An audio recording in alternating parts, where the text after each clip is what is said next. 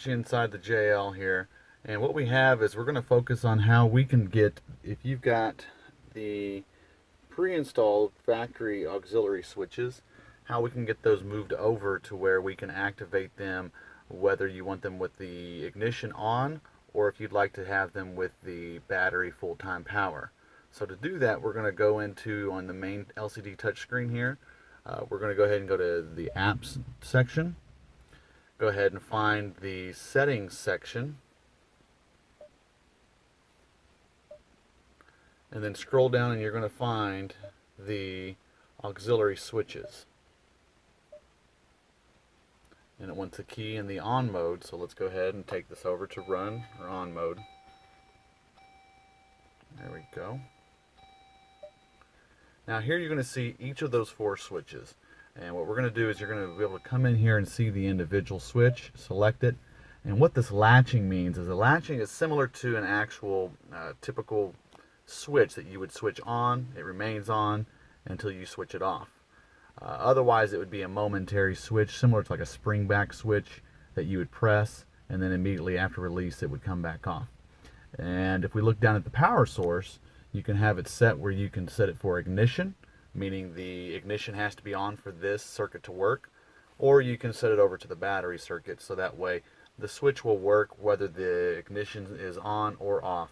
So if you'd like to use maybe a light bar that's lighting up a field, or if you're doing some activity outdoors at night and you want it to run without having to have your ignition on the entire time, you can set it up that way, or just some accent lighting if you're hanging out at a Jeep Meet parking lot trying to show off your cool lights and whatnot. So that's kind of how you do that. Real simple. Once you're done, just go ahead. You can either back out or close out, and you're done with that phase. If you do not have these, however, you can get these switches online. I believe Quadratec's a pretty good location to find them. Browsing around the internet, you'll definitely find them pretty easily. They're readily available out there now, so go ahead and grab you a set. It's a pretty easy install to get those in if your trim package model doesn't already come with it. As we come back under the hood, what we're going to see is we're going to find over here between the battery and the actual fender itself, you're going to find is an auxiliary relay that's preset into this switch housing, and it's going to be going to those auxiliary switches.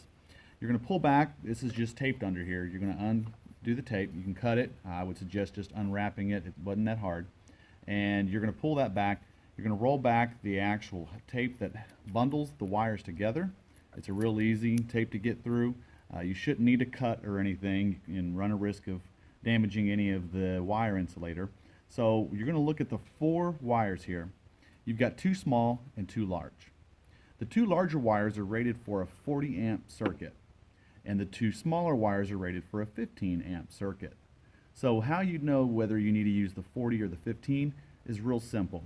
You need to take your total wattage that your lights combined will be using on that circuit, and you need to divide it by 12 volts. Once you do the math, you will then get how many amps are going to be drawing through that. You always want to make sure that you're no more than 80% of the amperage that'll be needed for that circuit. So if you're a little under 15 amps, well, then you know that you can use these smaller wires. If you're larger than that and you're hanging out somewhere in the upper 20s for some of the windshield lighting systems, the upper 20s or low 30s, then you need to go ahead and move yourself over to one of the larger wires, being the 40 amp circuits. So this is where you'll access those. That's how you'll know that you need to use the 15 amp or the 40 amp. The 40 amp are programmed onto your auxiliary 1 and 2 switches. The 15 amps are programmed to your auxiliary 3 and 4 switches.